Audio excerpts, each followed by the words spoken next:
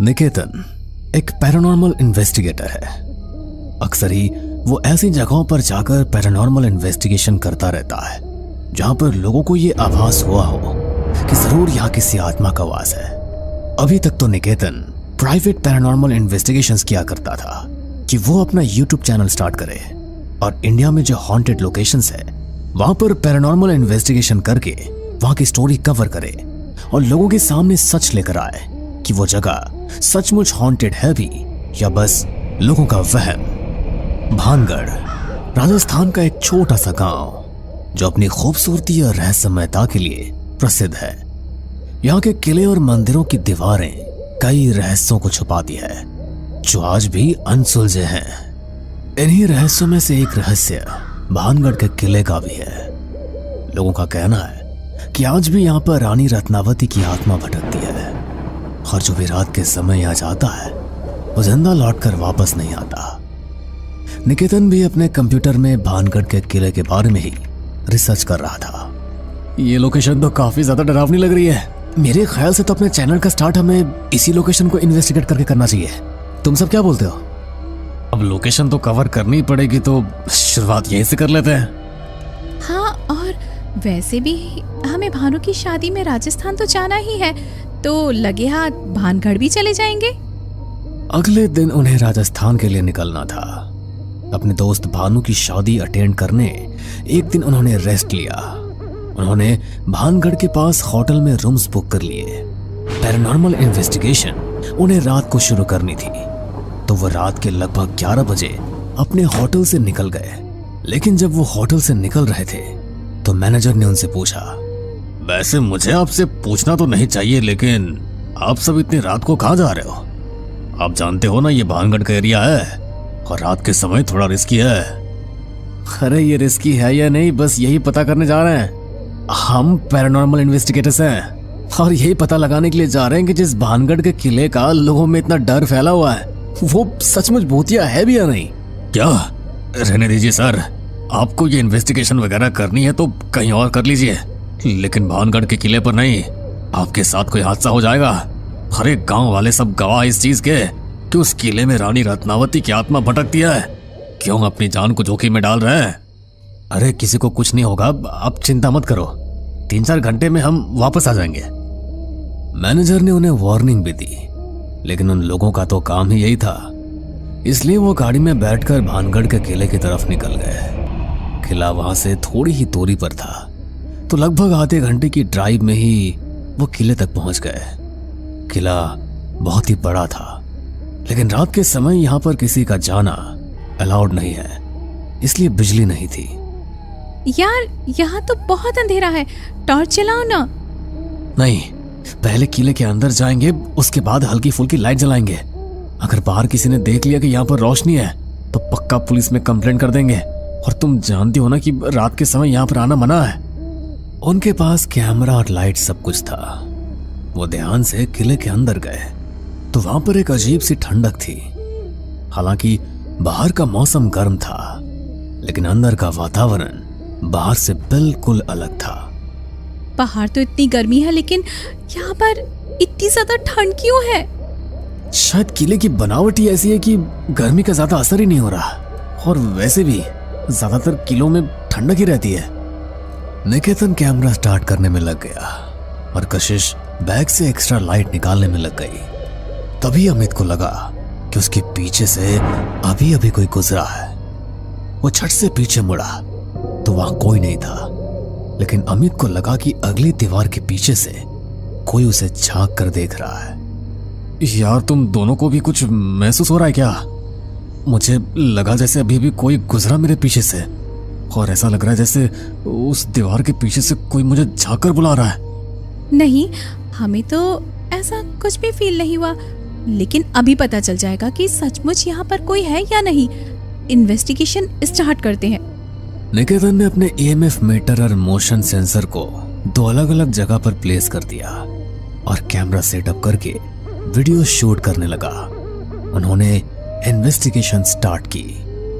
हमने इस किले के बारे में बहुत सुना है कि यहाँ पर रानी रत्नावती की आत्मा भटकती है। अगर ये सच है और हमारे आसपास अभी कोई आत्मा या स्पिरिट है तो हमारे गैजेट्स पर हमें अपने यहाँ पर होने का संकेत दो। पहला सवाल पूछने पर ईएमएफ मीटर और मोशन सेंसर में कोई लाइट तो ब्लिंक नहीं हुई, लेकिन उन तीनों को ऐसा लगा जैसे कोई पायल पहनकर उनके आसपास चल रहा है। पायल की आवाज तो मुझे भी आई, लेकिन हमारे गैजेट्स पर तो कोई भी सिग्नल ही नहीं मिल रहा। कोई बात नहीं, लेकिन साउंड तो कैमरा से कैप्चर हो ही गई है। ये भी एक सबूत है कि यहाँ पर कुछ तो है। अरे लेकिन ऑडियंस कैसे भरोसा करेगी? ऑडियंस तो सिर्फ उस पर ही भरोसा करेगी ना जो उन्हें दिखाई देगा। गैजेट्स पर साइन मिलने बहुत जरूरी है। निकेतन ने फिर से सवाल किया। हम यहाँ पर किसी को परेशान करने नहीं आए हैं, लेकिन सिर्फ ये जानना चाहते हैं कि सचमुच यहाँ पर कोई आत्मा है या लोगों का वहम। इसलिए अगर कोई आत्मा यहाँ पर है तो हमें अपने होने का सबूत दो। इस बार भी दोनों गैजेट्स पर कोई साइन नहीं मिला, लेकिन निकेतन को लगा जैसे उसकी गर्दन के पास कोई जोर जोर से सांस ले रहा है। उसे लगा शायद कशिश है, इसलिए वो बोला, अरे क्या कर रही हो कशिश? जरा दूर होकर खड़े हो ना। क्या? लेकिन मैं तो तुम्हारे पास खड़ी ही नहीं हूँ, मैं तो कैमरा चेक कर रही हूँ। निकेतन की गर्दन पर पड़ने वाली वो सांसें और तेज हो गई। उसे डर तो लग रहा था, लेकिन हॉन्टेड लोकेशंस पर वो कई बार जा चुका था, इसलिए ज्यादा रिएक्ट नहीं करना चाहता था। उसने हल्के से पीछे मुड़कर देखा तो लाल जोड़े में सजी एक औरत उसे दिखाई दी, जो ठीक उसके पीछे खड़ी थी और बहुत ही गुस्से में उसे घूर कर देख रही थी। अरे तुम क्या कर रहे हो निकेतन? कैमरे में देखो ना। जैसे ही कशिश ने निकेतन को आवाज दी, वो औरत निकेतन के सामने से कहीं गायब हो गई। निकेतन ने हिम्मत करके कैमरा की तरफ देखा तो उसका पूरा शरीर पसीने से भीगा हुआ था। अरे भाई क्या हो गया तुझे? इतनी ठंड है यहाँ पर और तुझे पसीने आ रहे हैं? तुझे कोई एनर्जी फील हो रही है क्या? हाँ यार, अभी ऐसा लगा जैसे मेरे पीछे कोई औरत खड़ी थी। लाल रंग का जोड़ा पहना हुआ था उसने और बहुत गुस्से में दिख रही थी मुझे। देखो गाइज, अगर ऐसी बात है तो शूटिंग रोक दो। माना कि ये सब हमारा काम है, लेकिन अपनी सेफ्टी भी तो इम्पोर्टेंट है ना। चलो चलते हैं यहाँ से, मुझे भी यहाँ पर कुछ ठीक नहीं लग रहा। ऐसा है तो फिर ठीक है, चलो शूटिंग कैंसिल कर देते हैं। लेकिन हम लोगों का तो काम ही यही है ना, हॉन्टेड लोकेशन पर आए तो ऐसा एक्सपीरियंस होना तो आम बात है। आज से पहले भी तो कितनी सारी लोकेशन पर हमारे साथ ऐसा ही हुआ है। हाँ कशिश, तुम्हारा कहना भी ठीक ही है। एक बार और कोशिश करते हैं। अगर इस बार भी कुछ अजीब लगा तो हम चले जाएंगे यहाँ से, लेकिन थोड़ा आगे चलते हैं। वैसे भी यहाँ हमें गैजेट्स पर कोई साइन नहीं मिल रहा। शूट करने के लिए वो तीनों किले के अंदरूनी हिस्से में पहुंच गए। वहां पर तो इतनी ज्यादा ठंड थी कि वो तीनों उसे बर्दाश्त ही नहीं कर पा रहे थे।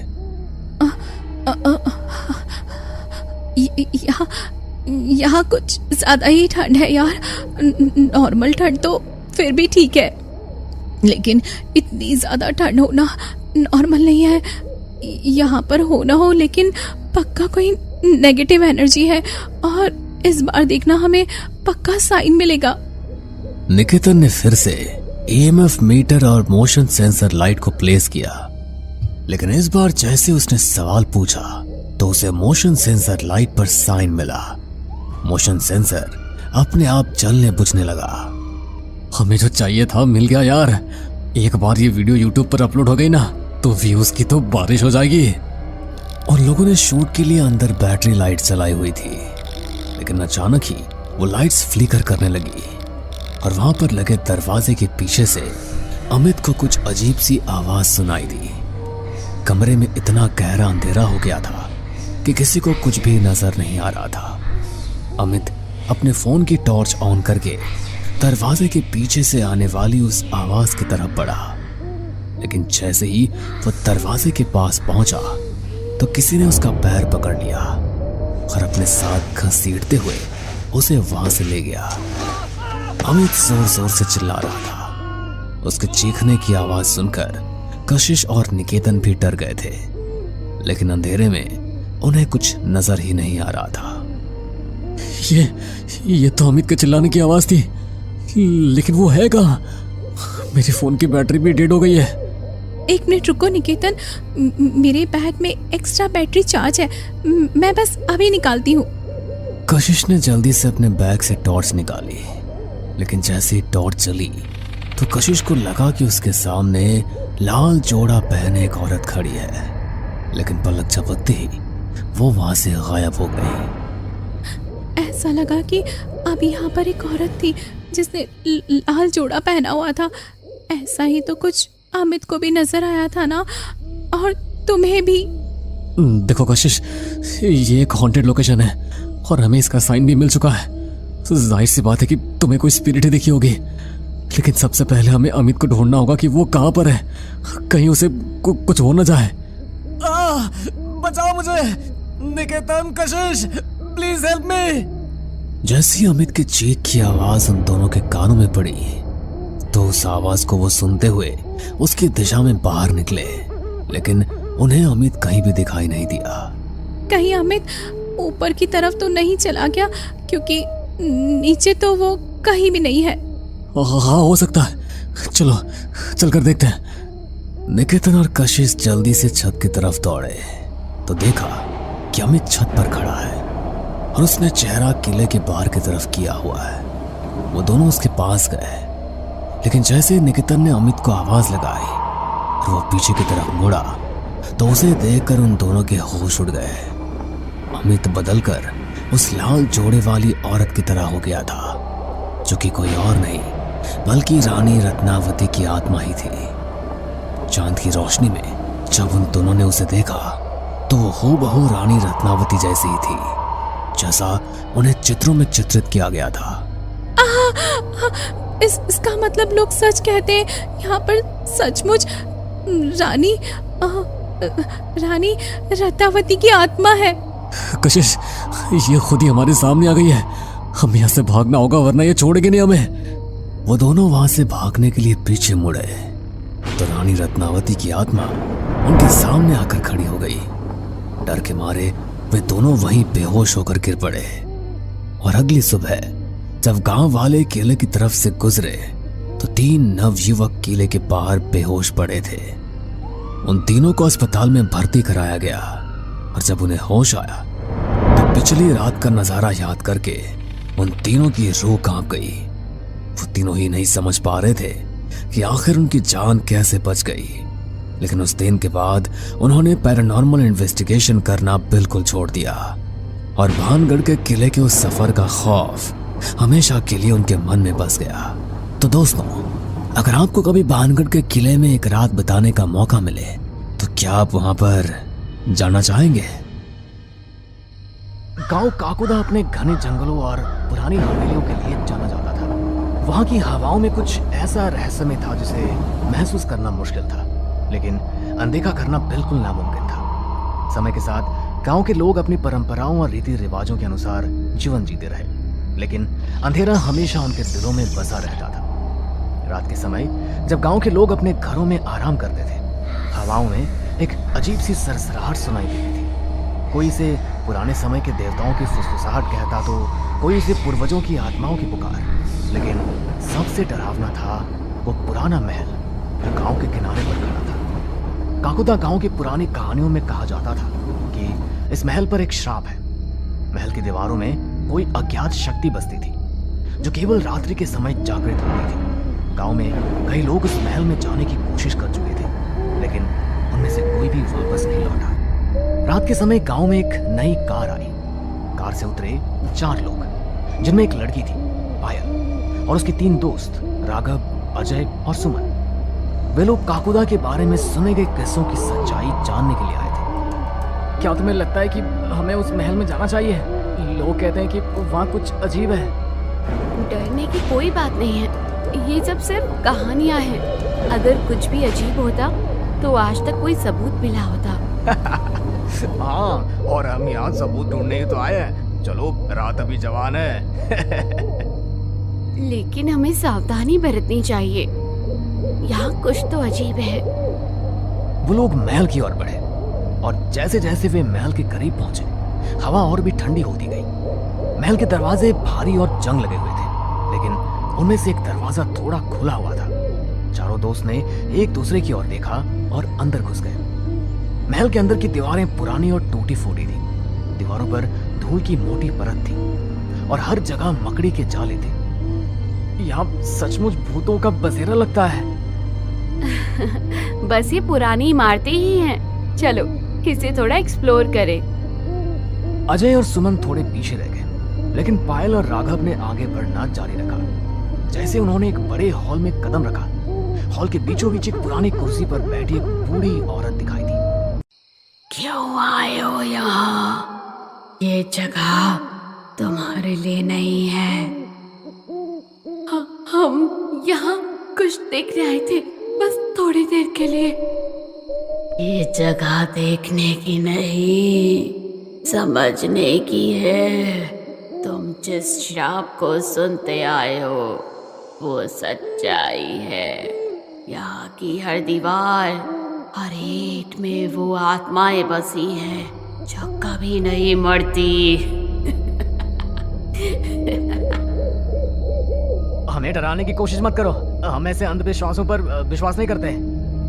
तुम्हारा विश्वास ही तुम्हारी मौत का कारण बनेगा। बूढ़ी औरत की बातों के बाद एक भारी सन्नाटा छा गया। चारों दोस्तों ने महसूस किया कि महल की दीवारें धीरे धीरे उनके आसपास गिरती जा रही हैं। हमें यहाँ से जल्दी निकलना चाहिए, मुझे कुछ अच्छा नहीं लग रहा। नहीं, हमें इसका सामना करना होगा। हमें जानना होगा कि इस महल में ऐसा क्या रहस्य है जो इसे इतना डरावना और रहस्यमयी बनाता है। चारों ने महल के भीतर की और अधिक जगहों को देखना शुरू किया। हर कमरे में अजीब सी आवाजें आती थी, जैसे कोई उनके पीछे चल रहा हो। दीवारों पर अजीब सी आकृतियां उभरने लगी और हर कदम के साथ महल और भी डरावना हो गया। अचानक एक कमरे में उन्होंने एक पुरानी किताब पाई। उस किताब के साथ ही एक डरावनी सी दिखने वाली काली बिल्ली बैठी हुई थी, जिसकी आवाज सन्नाटे को चीरती हुई सबके कानों तक पहुंच रही थी। अरे ये काली बिल्ली कितनी डरावनी लग रही है। मुझे बिल्लियों से वैसे भी बहुत डर लगता है। इसको जल्दी से भगाओ कोई यहाँ से। अरे ये बस मामूली बिल्ली तो है, ये बिल्ली तुम्हें क्या नुकसान पहुंचाएगी? तुम रुको यहीं, मैं इसे अभी भगा देता हूँ। ऐसा बोलकर राघव बिल्ली की ओर आगे बढ़ता है और उसे वहां से भगा देता है। बिल्ली को भगाने के बाद राघव उस पुरानी सी दिखने वाली किताब को उठाता है और उसे खोलता है। उस किताब में महल के इतिहास का विवरण था।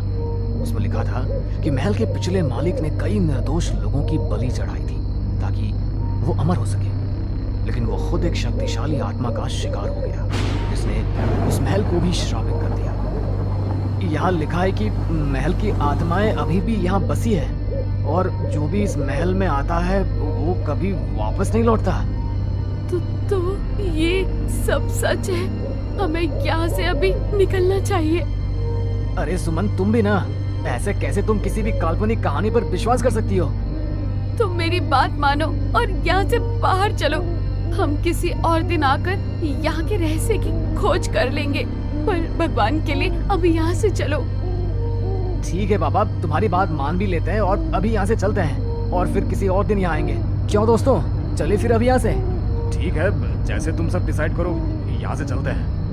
लेकिन जैसे ही वे महल से बाहर निकलने की कोशिश करने लगे, महल के दरवाजे खुद ब खुद बंद हो गए। चारों दोस्तों ने महसूस किया कि वे अब महल के अंदर फंस चुके थे। ये क्या हो रहा है यहाँ? ये दरवाजे अपने आप कैसे बंद हो रहे हैं? चारों दोस्त एक दूसरे की ओर डर के मारे देखते हुए एक साथ रहने की कोशिश करने लगे, लेकिन महल ने अपनी पकड़ को और मजबूत कर लिया। दीवारों से भयानक चेहरे उभरने लगे और वे चारों को डराने लगे। हमें कुछ करना होगा, यहाँ से निकलने का कोई और रास्ता ढूंढना होगा।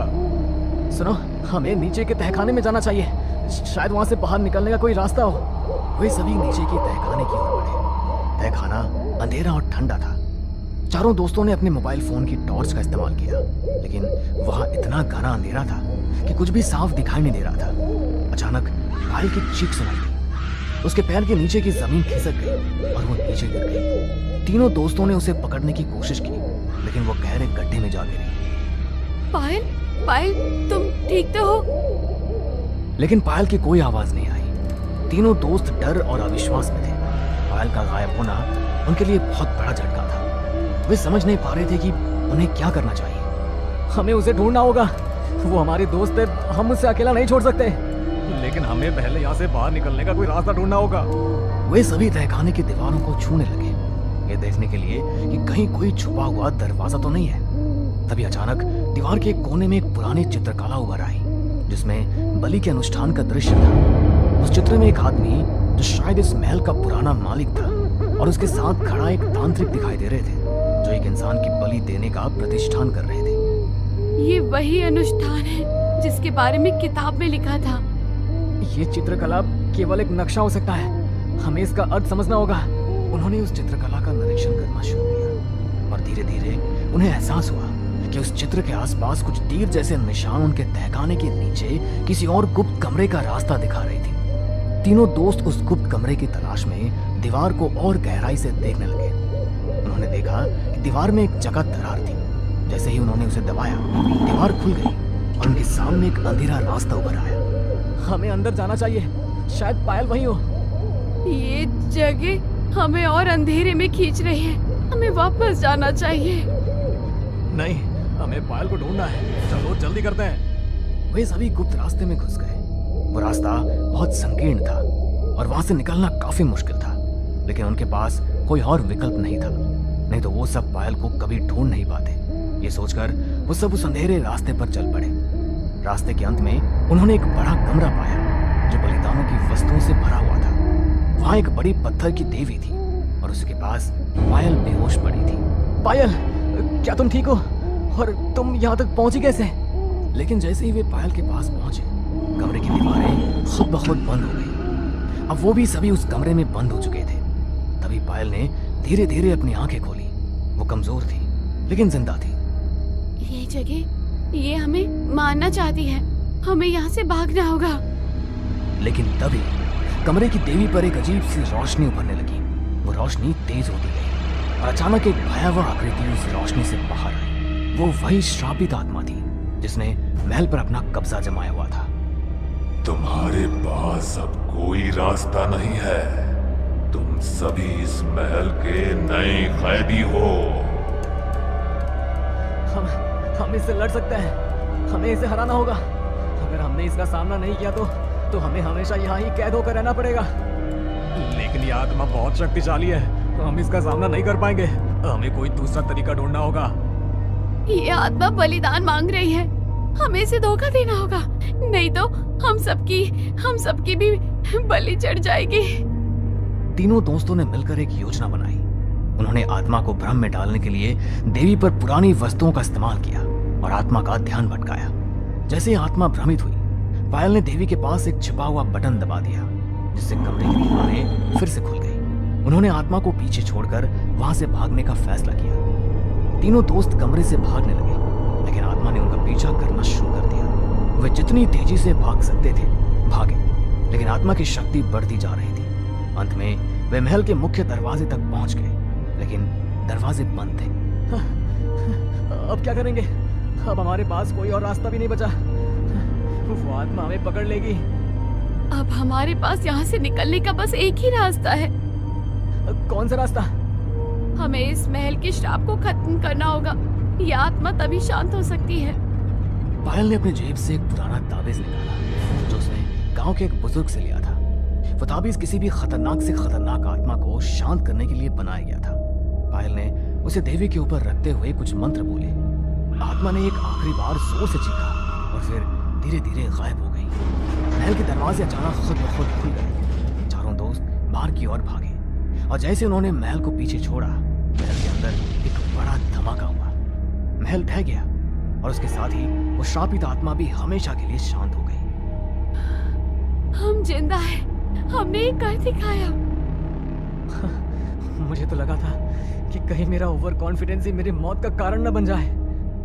हाँ, लेकिन ये अनुभव हमें हमेशा याद रहेगा।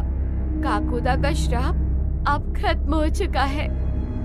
चारों दोस्तों ने एक दूसरे को गले लगाया और इस अनुभव से ये सीख ली कि कभी कभी डरावनी कहानियों में भी सच्चाई होती है, और जब तक हम किसी भी कहानी के पीछे छुपी सच्चाई को जान न लें, तब तक ऐसी बातों को मजाक में लेकर हम अपनी जान भी जोखिम में डाल सकते हैं। हमें पूरा यकीन है दोस्तों कि आप लोगों को ये कहानी ज़रूर पसंद आई होगी।